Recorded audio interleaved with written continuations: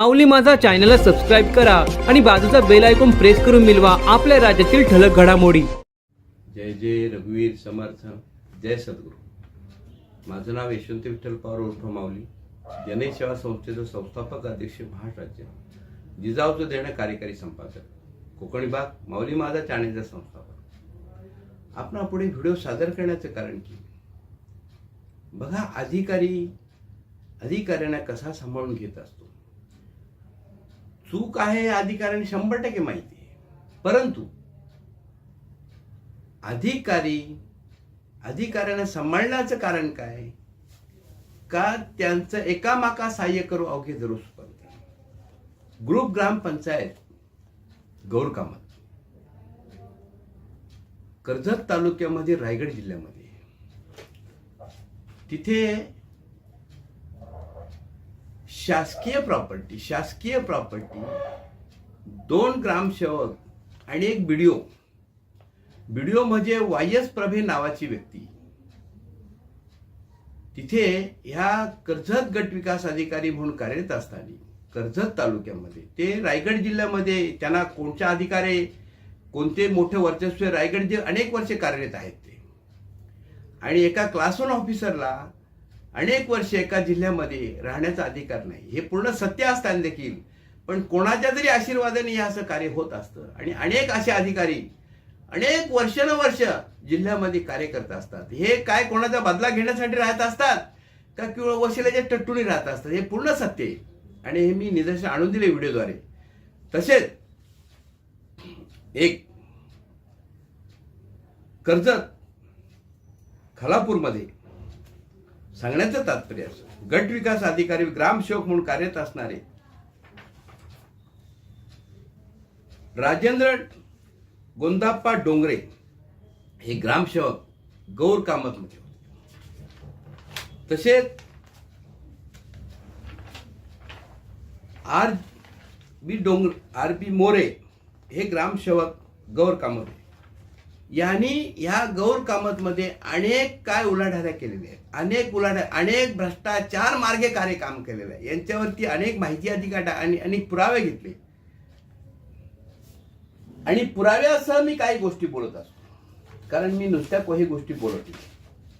मी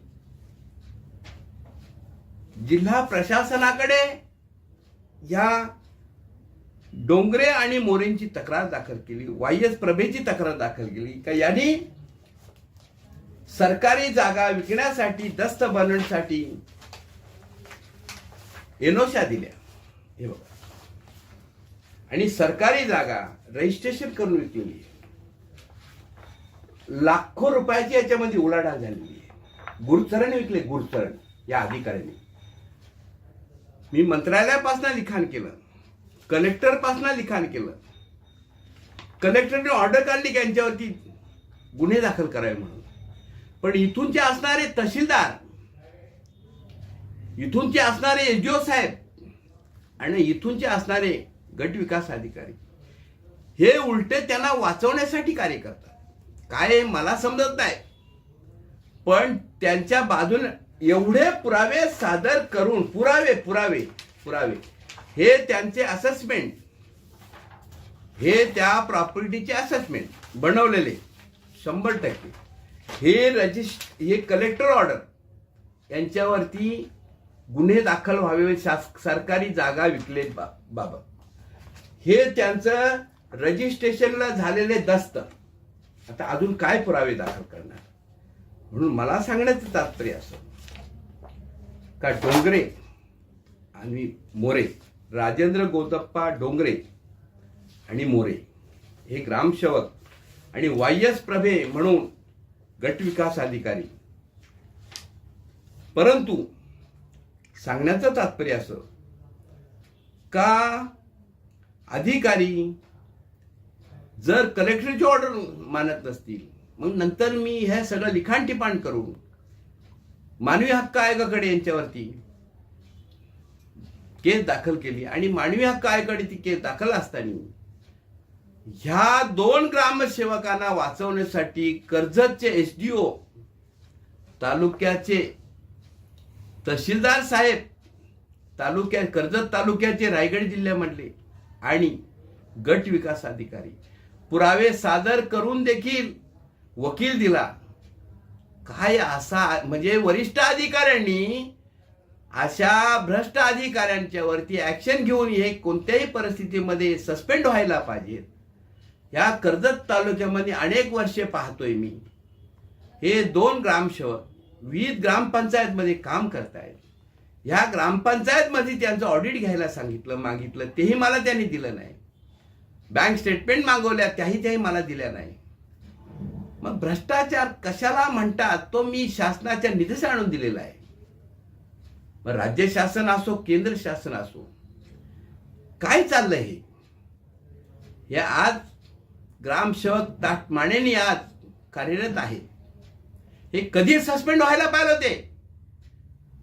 या आरजी डोंगऱ्यावरती तर शास्त्रीय शिस्तभंगाची कारवाई झाली, शास्तीची कारवाई झालेली आहे. तरी पण देखील बिनधास्त कार्यरत आहेत. यांनी ज्या ग्रामपंचायतमध्ये काम केलं त्या ग्रामपंचायतमध्ये ऑडिट चेक करावं, यांचं कार्यभाग पाहावा. कितीतरी भ्रष्टाचार शासनाच्या निदर्शनास येईल, पण कोण लक्ष देत नाही. यांचे वरिष्ठ अधिकारी ज्यांनी यांच्यावरती ऍक्शन घेऊन आजपर्यंत त्यांना घरी पाठवायला बोलत, ते त्यांना वाचवण्याचा प्रयत्न करतात. सत्य असताना एवढे पुरावे दाखवून देश चाललाय कोणत्या स्थितीला. भ्रष्टाचार होईल कसा कमी. माझ्यासारख्या सामान्य एक सामाजिक कार्यकर्ता आपल्या पुढे सांगू इच्छितो, न डगमगता न घाबरता हे राज्य शासन आणि केंद्र शासनाने लक्षात घ्यायला हवे.